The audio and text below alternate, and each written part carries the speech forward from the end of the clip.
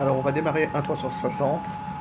Pour le décollage, on pose le cerf-volant au sol, ici contre une table, mais ça peut être un mur.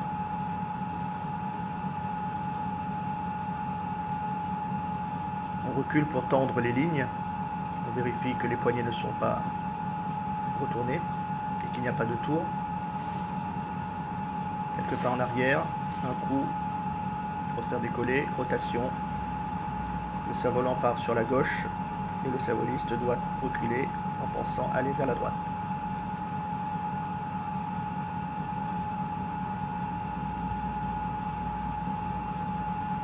De légers ajustements de frein permettent de maintenir le cerf-volant en attaque bien verticale.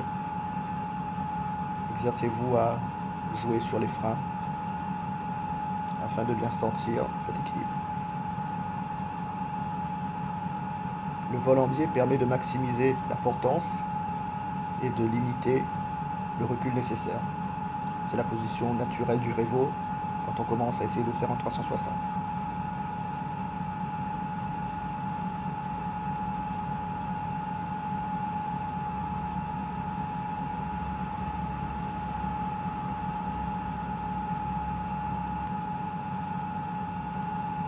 Il faut exercer les deux sens de rotation afin de bien apprendre le déplacement et de mémoriser dans les muscles la position des bras.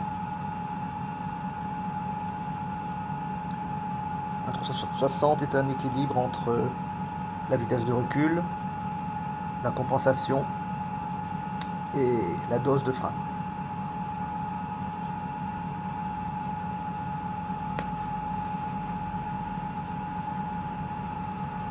Maintenir autant que faire se peut le cerf-volant sur une trajectoire rectiligne en fixant le logo révolution et en s'efforçant à le maintenir sur une cible imaginaire, droit devant ses yeux.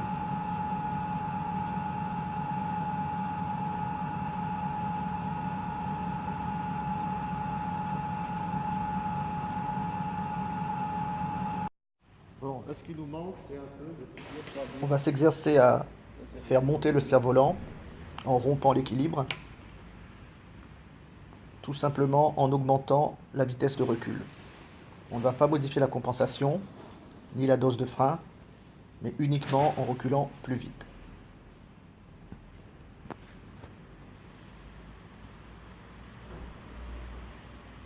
On atteint là un équilibre avec une vitesse constante. On va juste accélérer. Et le cerf-volant monte automatiquement. On ralentit, le cerf-volant descend.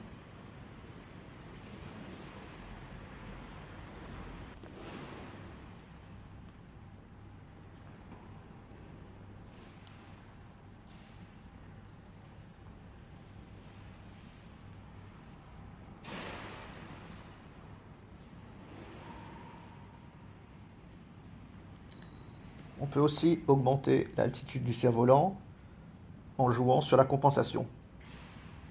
Donc toujours en reculant à la même vitesse, en donnant plus de compensation, le cerf-volant doit monter.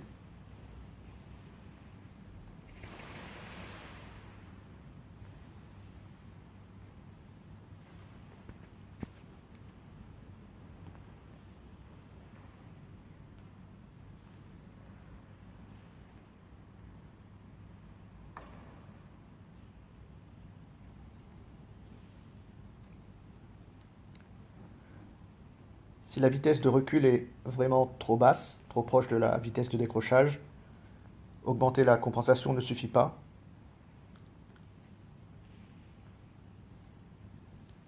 On peut alors, pour augmenter la portance, basculer le cerf-volant en biais, bord d'attaque en biais. Augmentant la portance, on est ainsi capable de faire monter le cerf-volant avec une vitesse de recul très réduite.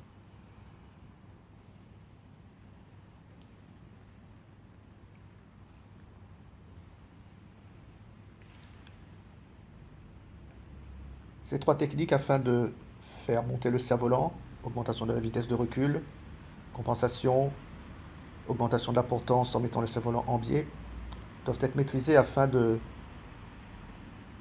sécuriser le vol en 360 et de pouvoir le faire sur de longues durées.